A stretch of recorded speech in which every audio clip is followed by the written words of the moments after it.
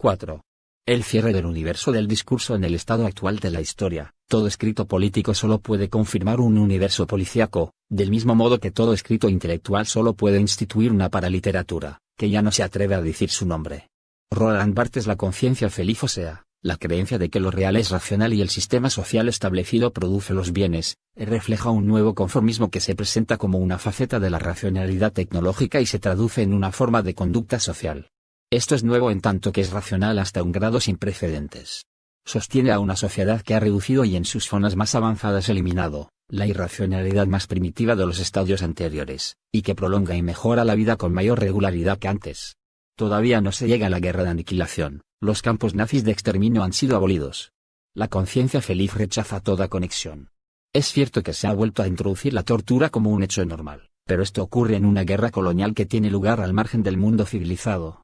Y ahí puede realizarse con absoluta buena conciencia, porque, después de todo, la guerra es la guerra.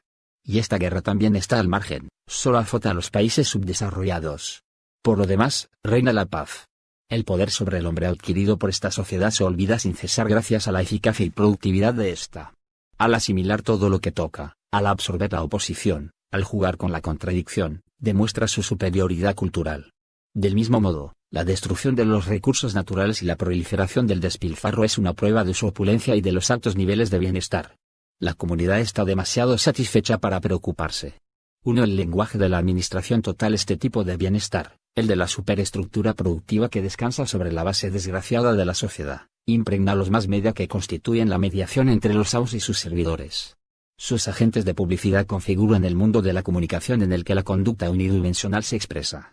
El lenguaje creado por ellos aboga por la identificación y la unificación, por la promoción sistemática del pensamiento y la acción positiva, por el ataque concertado contra las tradicionales nociones trascendentes. Dentro de las formas dominantes del lenguaje, se advierte el contraste entre las formas de pensamiento bidimensionales, dialécticas, y la conducta tecnológica o los hábitos de pensamiento sociales. En la expresión típica de estos hábitos de pensamiento, la tensión entre apariencia y realidad, entre hecho y factor que lo provoca, entre substancia y atributo tiende a desaparecer.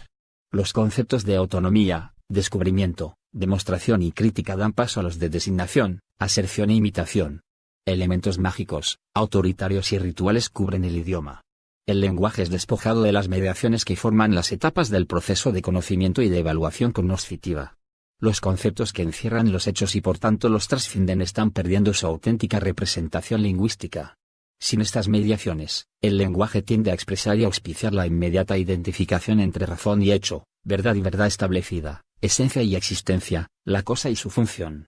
Estas identificaciones, que aparecen como un aspecto del operacionalismo, reaparecen como rasgos del discurso en el comportamiento social. En este punto, la funcionalización del lenguaje contribuye a rechazar los elementos no conformistas de la estructura y movimiento del habla. El vocabulario y la sintaxis se ven igualmente afectados. La sociedad expresa sus exigencias directamente en el material lingüístico, pero no sin oposición. El lenguaje popular ataca mediante un humor desafiante y malintencionado al idioma oficial y semioficial. Muy pocas veces el lenguaje popular y coloquial ha sido tan creador. El hombre común, o sus portavoces anónimos, parece afirmar su humanidad frente a los poderes existentes mediante el lenguaje. El rechazo y la rebelión, sojuzgados en la esfera política, estallan a través del vocabulario que llama las cosas por su nombre. Sin embargo, los laboratorios de defensa y las oficinas ejecutivas, los gobiernos y las máquinas, los jefes, los expertos en eficacia y los salones de belleza para políticos, que conciben el maquillaje adecuado para los líderes, hablan un idioma diferente y, por el momento, parecen tener la última palabra. Esta es la palabra que ordena y organiza, que induce a la gente a actuar, comprar y aceptar. Se transmite mediante un estilo que es una verdadera creación lingüística, con una sintaxis en la que la estructura de la frase es comprimida y condensada de tal modo que no se deja ninguna tensión, ningún espacio entre sus distintas partes. Esta forma lingüística impide todo desarrollo de sentido. Trataré de ilustrarla. El rasgo distintivo del operacionalismo para hacer al concepto sinónimo del campo de operaciones correspondiente. 3. Reside en la tendencia lingüística a considerar los nombres de las cosas como si fueran indicativos al mismo tiempo de su manera de funcionar, y los nombres de las propiedades y procesos como símbolos del aparato empleado para descubrirlos o producirlos. 4. Este es el razonamiento tecnológico, el cual tiende a identificar las cosas y sus funciones. 5. Como hábito del pensamiento ajeno al lenguaje científico y técnico, Esta forma de razonar configura la expresión de un behaviorismo social y político específico. En este mundo, las palabras y los conceptos tienden a coincidir, o, mejor dicho, el concepto tiende a ser absorbido por la palabra. Aquel no tiene otro contenido que el designado por la palabra de acuerdo con el uso común y generalizado, y, a su vez, se espera de la palabra que no tenga otra implicación que el comportamiento, reacción, común y generalizado. Así, la palabra se hace cliché y como cliché gobierna el lenguaje hablado o escrito. La comunicación impide el desarrollo genuino del significado. Por supuesto, todo idioma contiene innumerables términos cuyo significado no requiere desarrollo, por ejemplo, los términos que designan objetos de uso diario, la naturaleza visible o las necesidades y deseos vitales. Generalmente, estos términos son comprendidos de un modo tal que su simple aparición produce una respuesta, lingüística u operacional, adecuada al contexto pragmático en el que se mencionan. En cambio, la situación es muy diferente respecto a los términos que denotan cosas o sucesos que están más allá del tipo de contexto que no admite controversia. En este caso, la funcionalización del idioma expresa una reducción del sentido que tiene una connotación política. Los nombres de las cosas no solo son indicativos de su forma de funcionar, sino que su forma, actual, de funcionar también define y cierra el significado de la cosa, excluyendo otras formas de funcionar. El sustantivo gobierna la oración de una manera autoritaria y totalitaria, y la oración se convierte en una declaración que debe ser aceptada. Rechaza la demostración, calificación y negación de su significado codificado y declarado. En los puntos claves del mundo del lenguaje público, las proposiciones con valor propio, analíticas, funcionan como fórmulas mágico-rituales. Machacadas y remachacadas en la mente del receptor, producen el efecto de encerrarlo en el círculo de las condiciones prescritas por la fórmula. Ya me he referido al problema de la hipótesis que se valida a sí misma como forma proposicional en el mundo del discurso político. 6 nombres como libertad, igualdad, democracia y paz implican, analíticamente, un grupo específico de atributos que se presentan inevitablemente cuando el nombre se escribe o se menciona. En Occidente, la predicación analítica se establece mediante términos como libre empresa, iniciativa, elecciones, individuo. En el Este, en términos como trabajadores, campesinos, construir el comunismo o el socialismo, abolición de las clases hostiles. En ambos lados, las transgresiones del lenguaje más allá de la cerrada estructura analítica se convierten en incorrecciones o en propaganda, aunque los medios de apoyar la verdad y el grado de castigo sean muy diferentes. En este mundo del lenguaje público, el lenguaje se mueve mediante sinónimos o tautologías, en realidad, nunca avanza hacia la diferencia cualitativa. La estructura analítica aísla al sustantivo principal de todos aquellos significados que podrían invalidar o por lo menos perturbarían el uso del sustantivo aceptado en declaraciones políticas o que se refieren a la opinión pública. La característica del concepto ritualizado es que se hace inmune a la contradicción. Así, el hecho de que la forma prevaleciente de libertad sea la servidumbre, y la forma prevaleciente de igualdad sea una desigualdad superimpuesta, se excluye de la expresión mediante la cerrada definición de estos conceptos en términos de los poderes que configuran el respectivo universo del discurso. El resultado es la aparición del conocido lenguaje orwelliano, paz es guerra y guerra es paz, etc., que de ningún modo corresponde tan solo al totalitarismo terrorista. Y este lenguaje no resulta menos orwelliano si las contradicciones no se hacen explícitas en la frase, sino que se encierran en el sustantivo. Orwell predijo hace mucho que la posibilidad de que un partido político que trabaja para la defensa y el crecimiento del capitalismo fuera llamado socialista, un gobierno despótico democrático y una elección dirigida libre, llegaría a ser una forma lingüística y política, familiar. En cambio, es relativamente nueva la aceptación general de estas mentiras por la opinión pública y privada, lo mismo que la supresión de su monstruoso contenido. La difusión y la efectividad de este lenguaje prueban el triunfo de la sociedad sobre las contradicciones que contiene. Las mentiras son reproducidas sin que hagan estallar el sistema social. Y la franca, ostensible contradicción se convierte en constante del habla y la publicidad. La sintaxis de la contracción proclama la reconciliación de los opuestos uniéndolos en una estructura firme y familiar. Intentaré mostrar que términos como la bomba atómica limpia y la radiación inofensiva no son más que las creaciones extremas de un estilo normal. Una vez que se ha aceptado la principal ofensa contra la lógica, la contradicción se muestra como un principio de la lógica de manipulación, una caricatura realista de la dialéctica. Es la lógica de una sociedad que puede permitirse hacer a un lado la lógica y jugar con la destrucción, una sociedad con un dominio técnico de la mente y de la materia. El universo del discurso en el que los opuestos se reconcilian tiene una firme base para tal unificación, su provechosa destructividad. La comercialización total une esferas de la vida que eran antagónicas anteriormente, y esta unión se expresa a sí misma en la suave conjunción lingüística de las partes en oposición del lenguaje. Para una mente que no esté aún suficientemente condicionada, la mayor parte del lenguaje hablado e impreso parece absolutamente surrealista.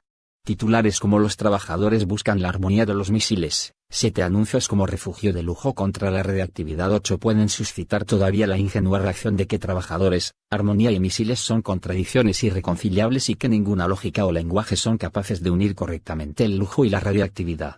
Sin embargo, esta lógica y este lenguaje llegan a ser perfectamente racionales cuando leemos que un submarino nuclear equipado con proyectiles dirigidos tiene un precio aproximado de $120 millones, y que el modelo de $1000 del refugio atómico tiene alfombra, batidora y televisión. La validez de este lenguaje no descansa primordialmente en el hecho de que venda. Parece que el negocio de los refugios no fue tan bueno, sino más bien en que promueve la identificación inmediata del interés particular con el general. Los negocios se identifican con el poder nacional, la prosperidad con el potencial de aniquilación. Solo hay un ligero desliz de la verdad en el hecho de que un teatro anuncie una función especial. Víspera de elecciones, La danza de la muerte, de Strindberg. 9. El anuncio revela la relación en una forma menos ideológica de lo que normalmente se admite. La unificación de los opuestos que caracteriza el estilo comercial y político es una de las muchas formas en las que el discurso y la comunicación se inmunizan contra la expresión de protesta y la negación. ¿Cómo puede tal protesta y negación encontrar la palabra correcta cuando los organismos del orden establecido admiten y anuncian que la paz es en realidad el borde de la guerra, que los últimos cañones llevan consigo la justificación de su precio, y que los refugios contra bombas pueden ser muy acogedores? Al exhibir sus contradicciones como la clave de la verdad, este universo del discurso se cierra a cualquier otro discurso que no se desarrolle en sus propios términos. Y, por esta capacidad de asimilar todos los demás términos a los suyos, ofrece la posibilidad de combinar la mayor tolerancia posible con la mayor unidad posible. Sin embargo, su lenguaje atestigua el carácter represivo de esta unidad. Este lenguaje habla mediante construcciones que imponen sobre el que lo recibe el significado sesgado y resumido, el desarrollo bloqueado del contenido, la aceptación de aquello que es ofrecido en la forma en que es ofrecido. La predicación analítica es una construcción represiva de este tipo. El hecho de que un sustantivo específico sea unido casi siempre con los mismos adjetivos y atributos explicativos, convierte la frase en una fórmula hipnótica que, infinitamente repetida, fija el significado en la mente del receptor. Este no piensa en explicaciones esencialmente diferentes, y posiblemente verdaderas, del sustantivo. Más adelante examinaremos otras construcciones en las que se revela el carácter autoritario de este lenguaje. Todas tienen en común un alejamiento y contracción de la sintaxis que limita el desarrollo del significado, creando imágenes fijas que se imponen a sí mismas con su abrumadora y petrificada concreción. Es la conocida técnica de la industria de la publicidad, donde se le emplea metódicamente para establecer una imagen que se fija en la mente y en el producto, y sirve para vender los hombres y los bienes. El lenguaje escrito y hablado se agrupa alrededor de líneas de impacto y provocadores del público que comunica la imagen. Esta imagen puede ser la de la libertad, la paz, el buen muchacho, el comunista o Miss Reingold. Y se espera que el lector o el oyente asocie, y lo hace, con ellos una estructura fija de instituciones, actitudes, aspiraciones, y se espera que reaccione de una manera fija y específica. Más allá de la relativamente inofensiva esfera del comercio, las consecuencias son bastante serias, porque este lenguaje es al mismo tiempo intimidación y glorificación. 10. Las proposiciones toman la forma de sugestivas órdenes, son evocativas antes que demostrativas. La predicación llega a ser prescripción, toda la comunicación tiene un carácter hipnótico. Al mismo tiempo se tiñe de una falsa familiaridad, el resultado de la repetición constante y del impacto directo hábilmente manejado de la comunicación.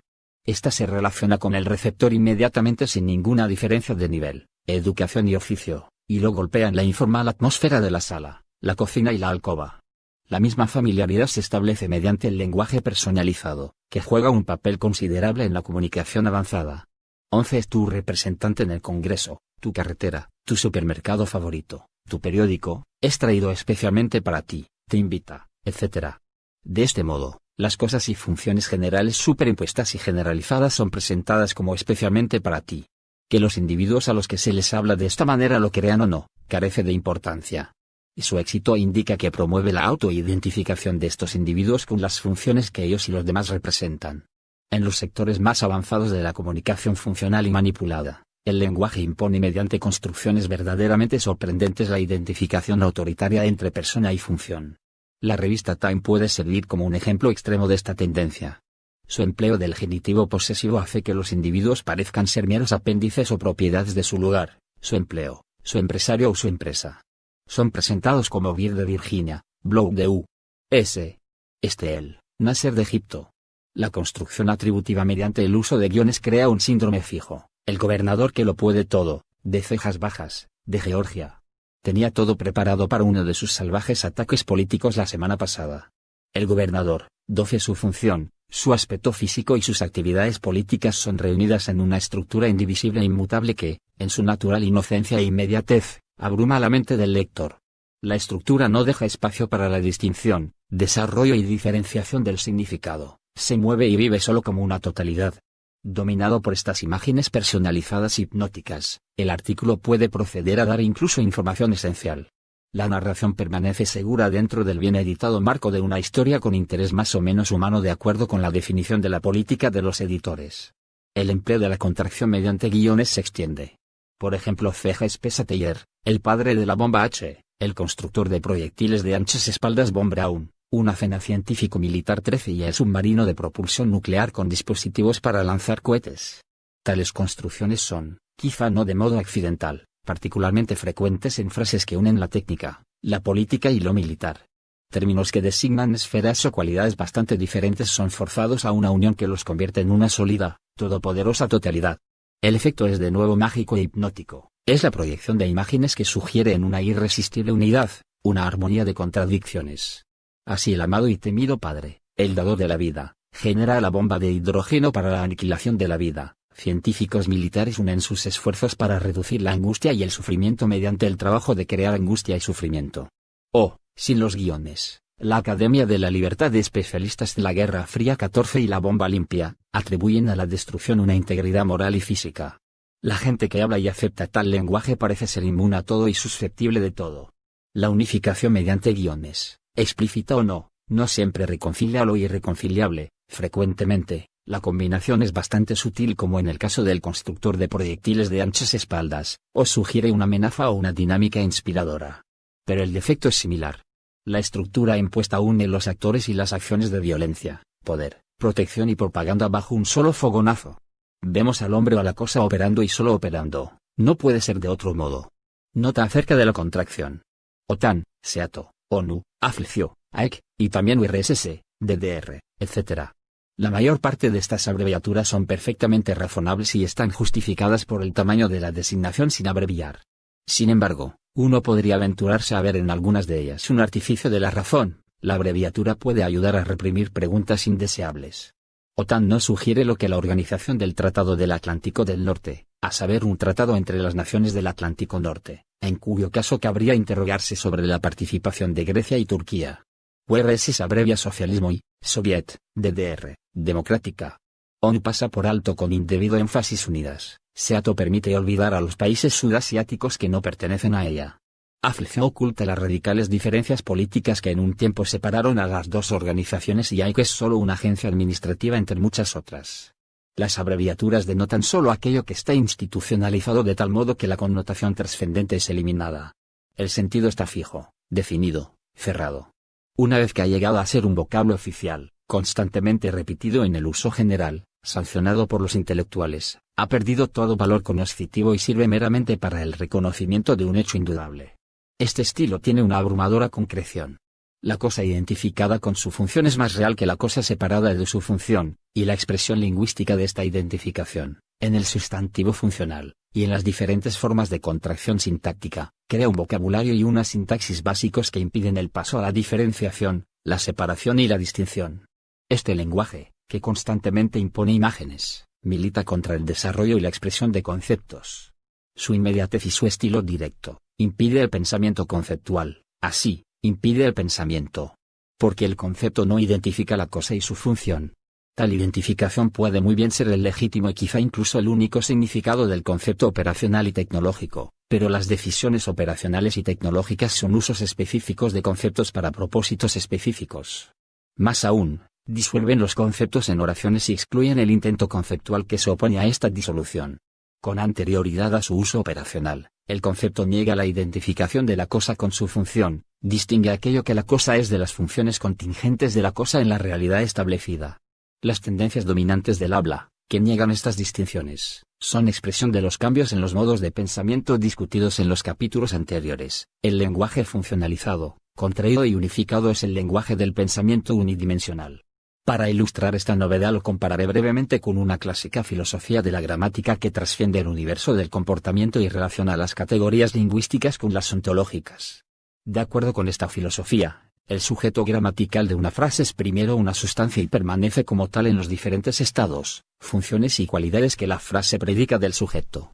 Está activa o pasivamente relacionado con sus predicados, pero permanece diferente de ellos. Si no es un nombre propio, el sujeto es más que un nombre, nombra el concepto de una cosa, el universal que la frase define en un estado o una función particular. El sujeto gramatical tiene así un significado que está más allá del que se expresa en la frase. En palabras de Willem von Humboldt, el sustantivo como sujeto gramatical denota algo que puede entrar en ciertas relaciones, 15 pero no es idéntico a estas relaciones. Más aún, permanece como lo que sí está contra estas relaciones, este es su centro universal y sustantivo. La síntesis proposicional liga la acción, o el estado, con el sujeto de tal manera que el sujeto es designado como el actor, o portador, y así es separado del estado o la función en la que está. Al decir, el rayo fulmina, uno piensa no solamente en el rayo fulminando sino también en el rayo en sí mismo que fulmina, en un sujeto que pasó a la acción. Y si una frase da una definición de su sujeto, no disuelve al sujeto en sus estados y funciones, sino que lo define como un ser en este estado, o ejerciendo esta función.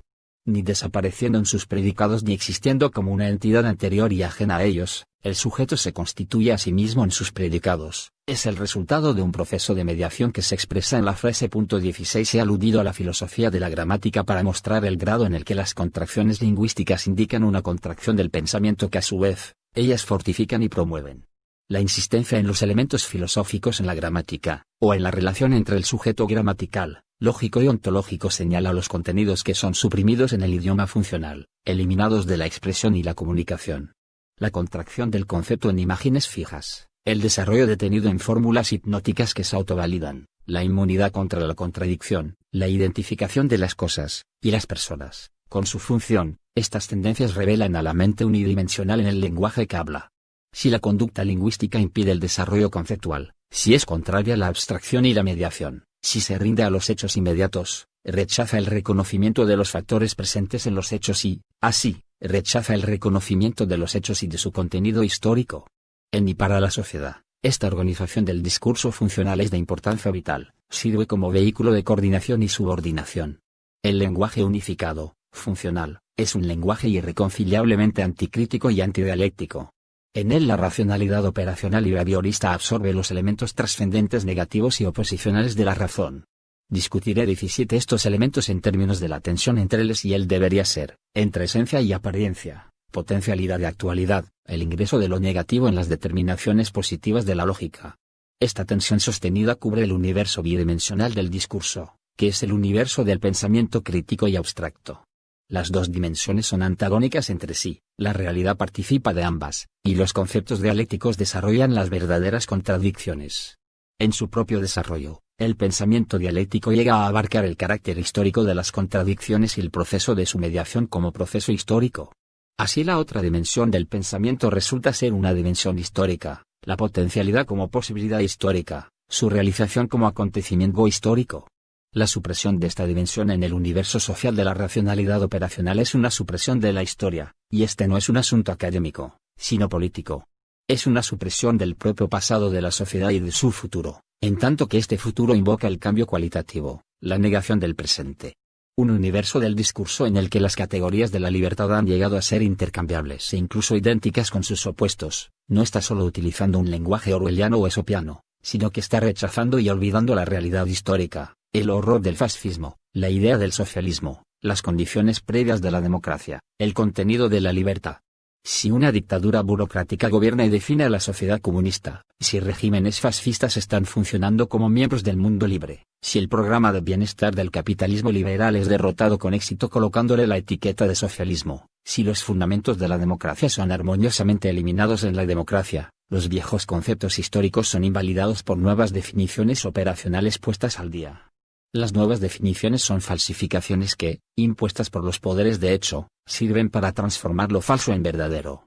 El lenguaje funcional es un lenguaje radicalmente antihistórico. La racionalidad operacional tiene poco espacio y poco empleo para la razón histórica. 18. Es esta lucha contra la historia parte de la lucha contra una dimensión de la mente en la que las facultades y fuerzas centrífugas pueden desarrollarse, al ser estas facultades. 18.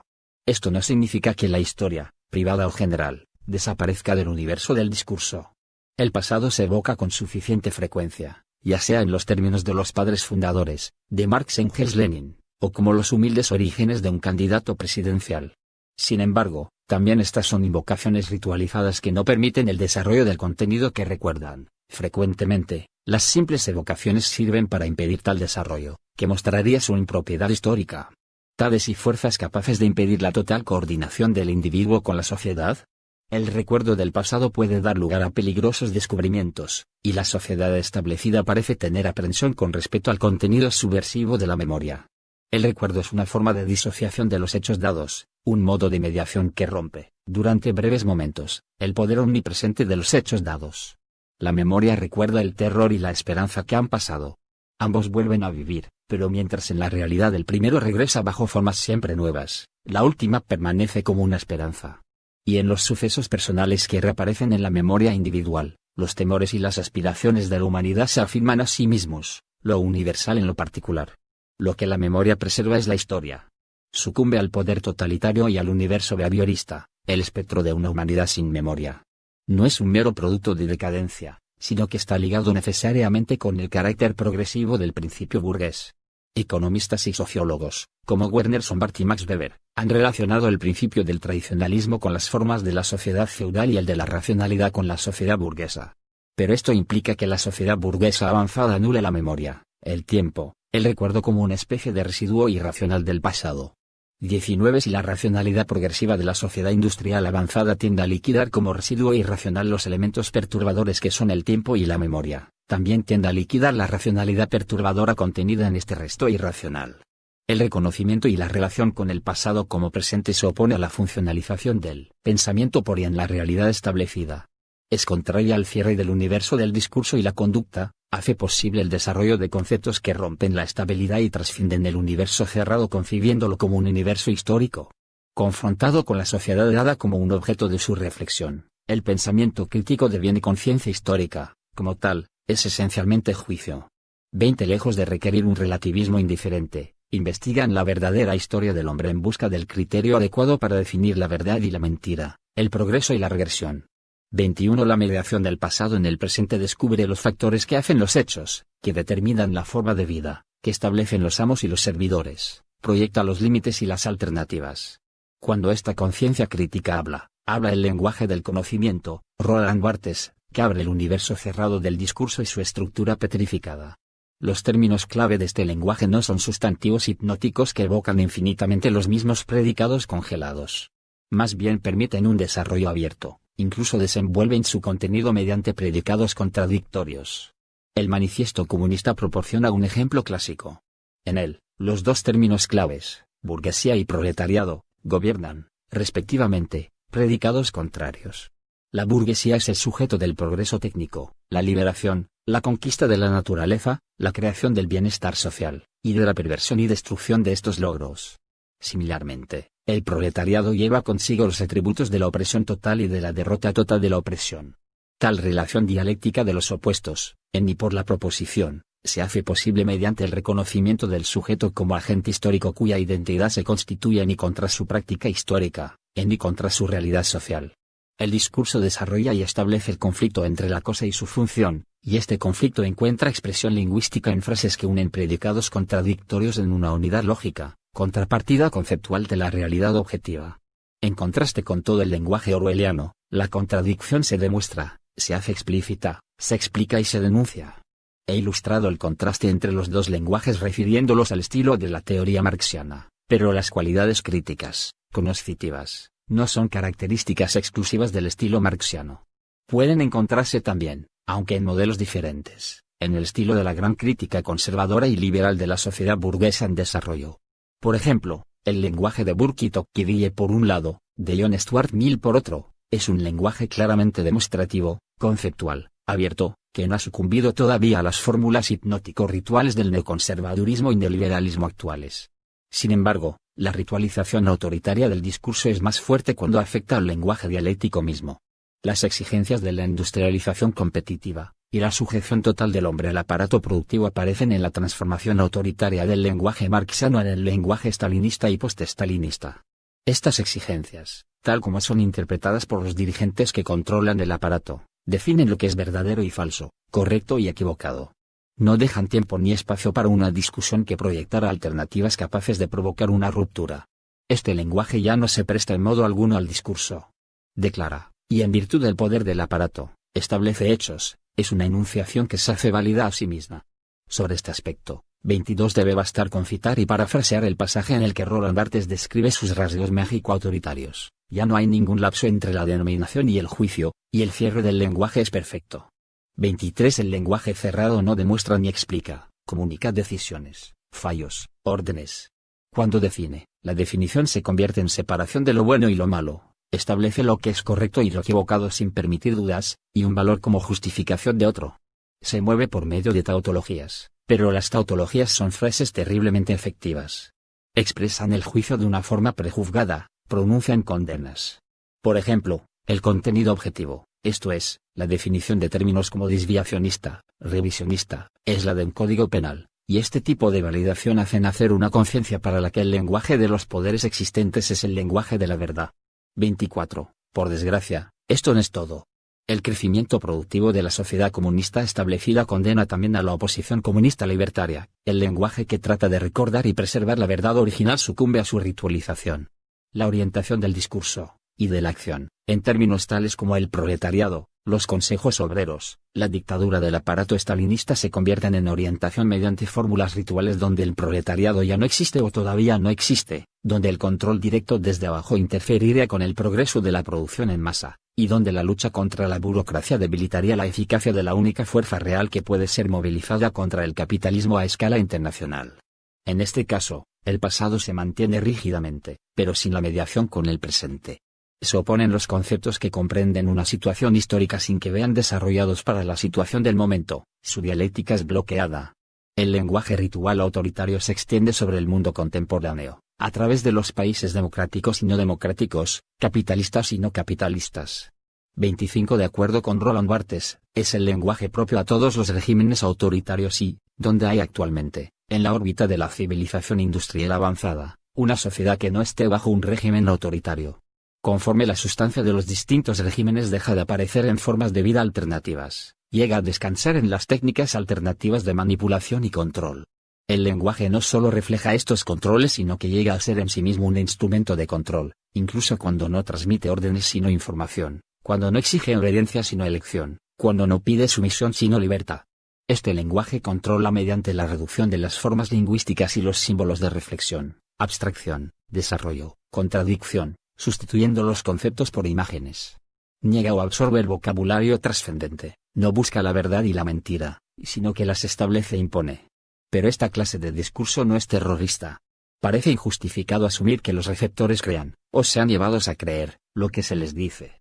El nuevo recurso del lenguaje mágico ritual consiste más bien en que la gente no lo cree, o no le importa, y, sin embargo, actúa de acuerdo con él. Uno no cree la declaración de un concepto operacional, sino que ésta se justifica en la acción, al conseguir que se haga el trabajo, al vender y comprar, al negarse a escuchar a otros, etc. Si el lenguaje de la política tiende a convertirse en el de la publicidad, frenando por tanto la separación entre dos campos de la sociedad anteriormente diferenciados, esta tendencia parece expresar el grado en el que la dominación y la administración han dejado de esto. No significa que el poder de los políticos profesionales haya disminuido. Al contrario. Cuanto más global sea el conflicto que construyen con objeto de afrontarlo, más normal sea la proximidad de la destrucción total, mayor será su independencia respecto a la soberanía popular efectiva.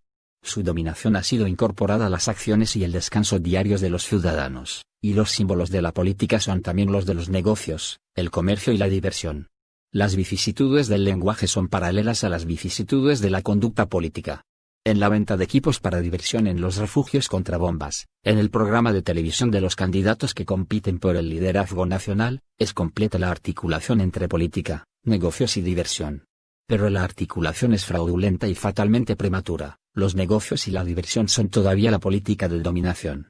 No se trata de la pieza satírica después de la tragedia, no es finis tragediae, la tragedia puede empezar ahora.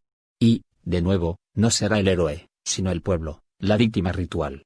En busca de la administración total, la comunicación funcional es solo la capa exterior del universo unidimensional en el que se enseña al hombre a olvidar, a traducir lo negativo en positivo para que pueda seguir ejerciendo su función, disminuido pero adaptado y con un razonable bienestar. Las instituciones de libertad de palabra y libertad de pensamiento no estorban la coordinación mental con la realidad establecida. Lo que está ocurriendo es una total redefinición del pensamiento mismo, de su función y contenido. La coordinación del individuo con su sociedad llega hasta aquellos estratos de la mente donde son elaborados los mismos conceptos que se destinan a aprehender la realidad establecida. Estos conceptos se toman de la tradición intelectual y se traducen a términos operacionales, traducción que tiene el efecto de reducir la tensión entre pensamiento y realidad, debilitando el poder negativo del pensamiento. Es este un desarrollo filosófico y con el fin de esclarecer el grado de ruptura con la tradición, el análisis tiene que hacerse cada vez más abstracto e ideológico. Es la esfera más alejada de la concreción de la sociedad, la que puede mostrar con mayor claridad el grado de dominio del pensamiento por la sociedad.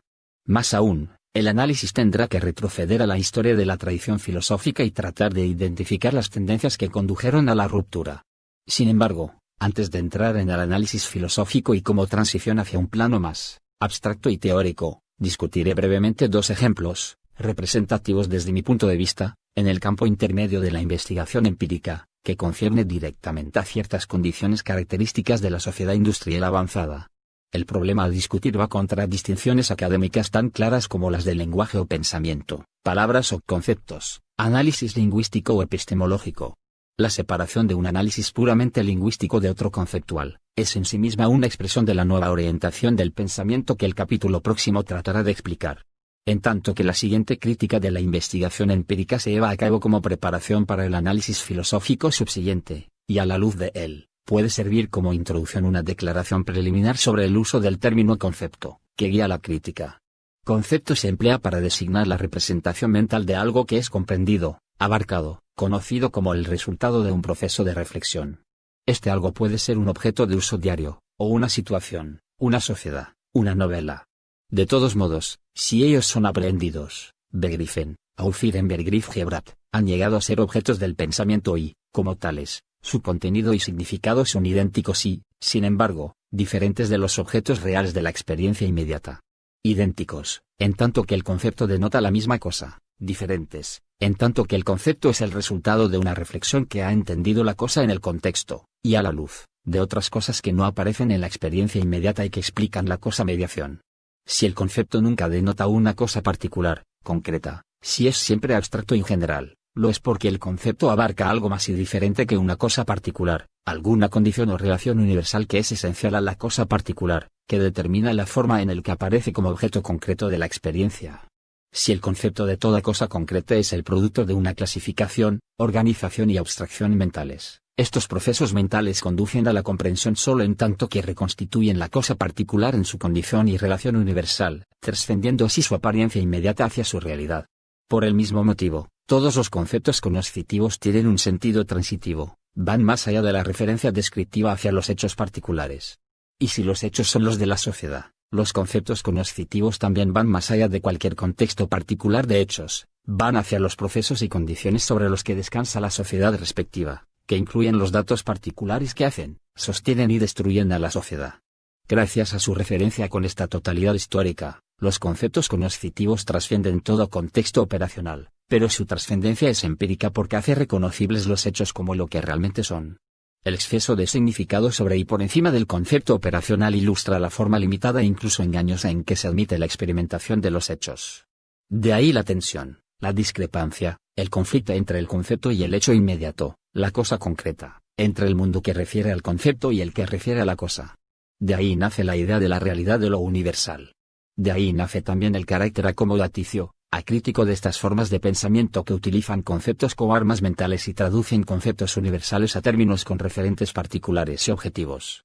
Cuando estos conceptos reducidos gobiernan el análisis de la realidad humana, individual o social, mental o material, llegan a una falsa concreción, una concreción separada de las condiciones que constituyen su realidad. Dentro de este contexto, el tratamiento operacional de los conceptos asume una posición política. El individuo y su conducta son analizados en un sentido terapéutico, el ajustamiento a su sociedad. El pensamiento y la expresión, la teoría y la práctica deben ser alineados con los hechos de su existencia sin dejar espacio para la crítica conceptual de estos hechos.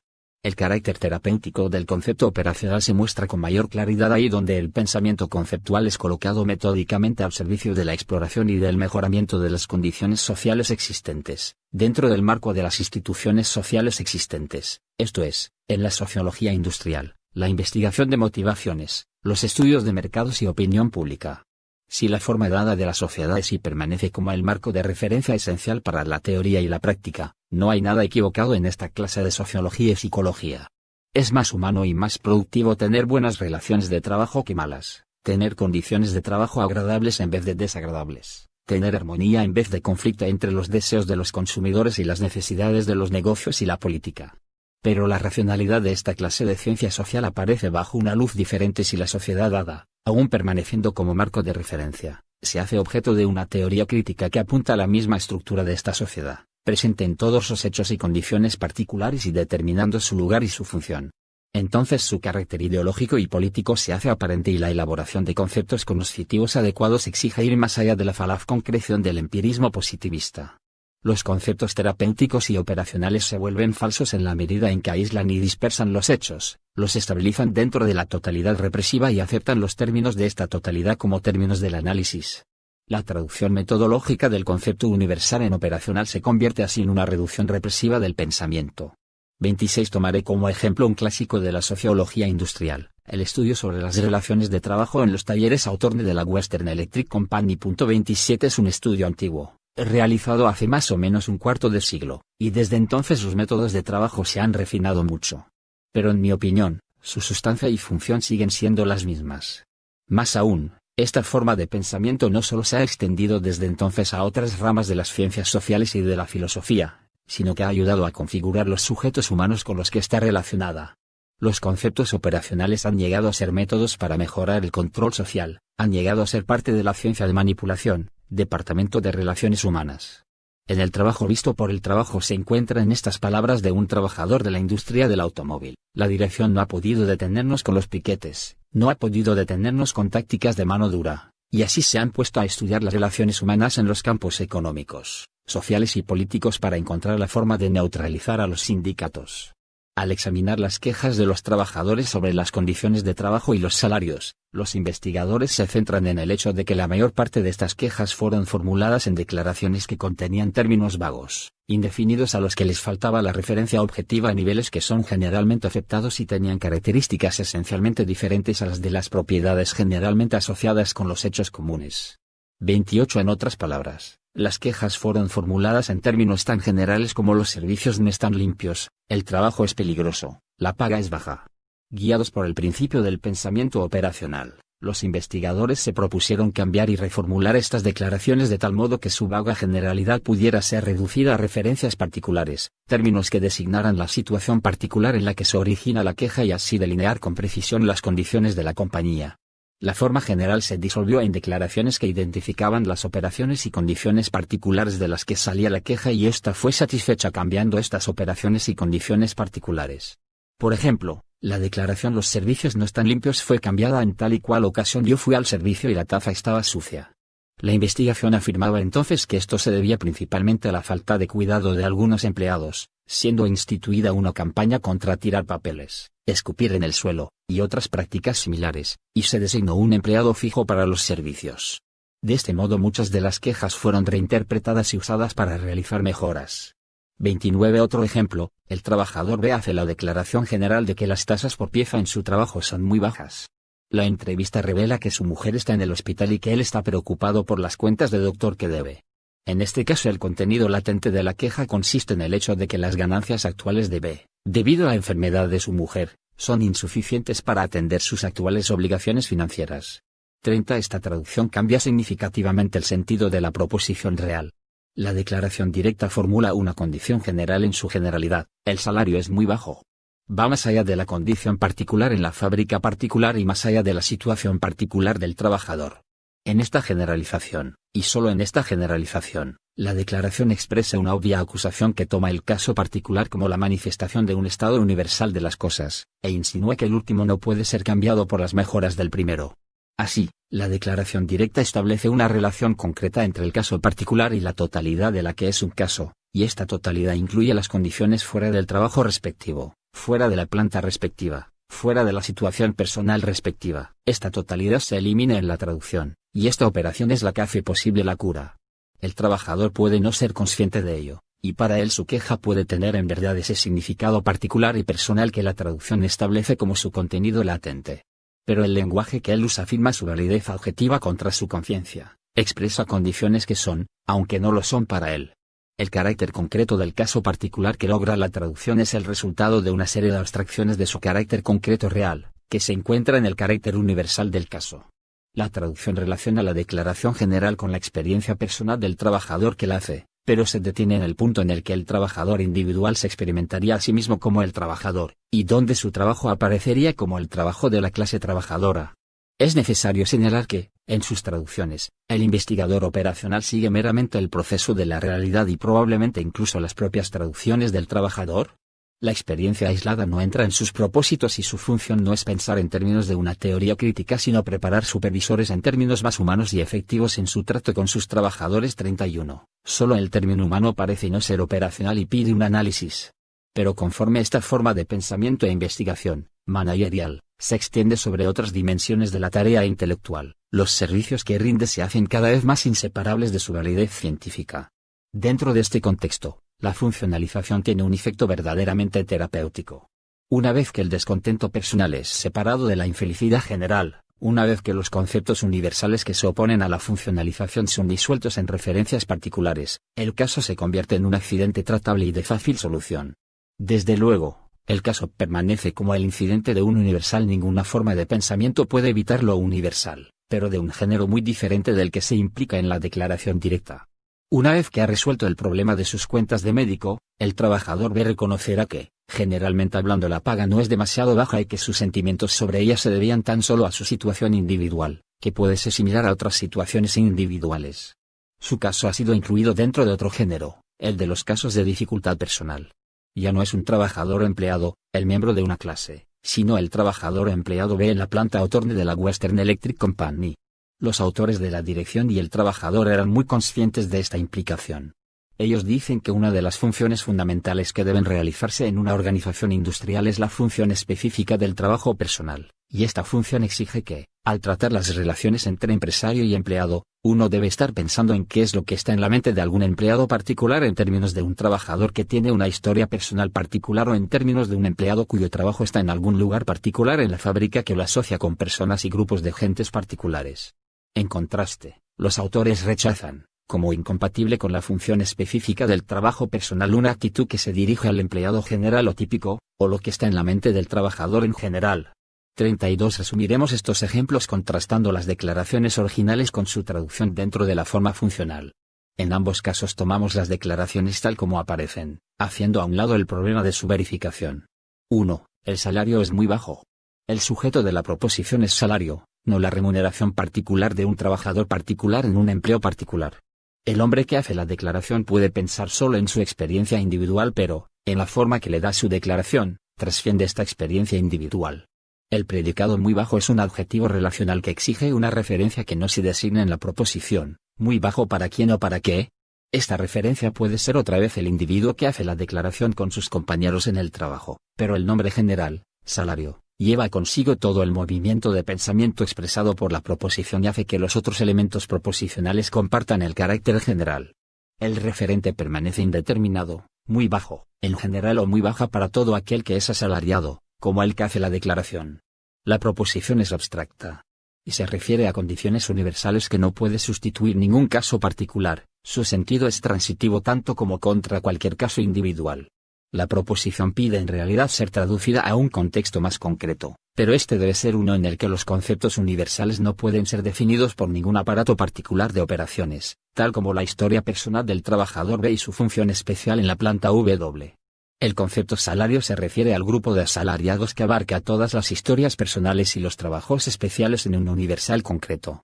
2. Las ganancias actuales de B, debido a la enfermedad de su mujer, son insuficientes para cubrir sus obligaciones normales. Adviértase que en esta traducción de 1, el sujeto ha sido separado. El concepto universal salario se cambia por las ganancias actuales de B, cuyo significado es totalmente definido por el conjunto particular de operaciones que B tiene que realizar para comprar para su familia comida, ropa, habitación, medicinas, etc. La transitividad del significado ha sido abolida, el colectivo asalariados ha desaparecido junto con el sujeto salario y lo que queda es un caso particular que,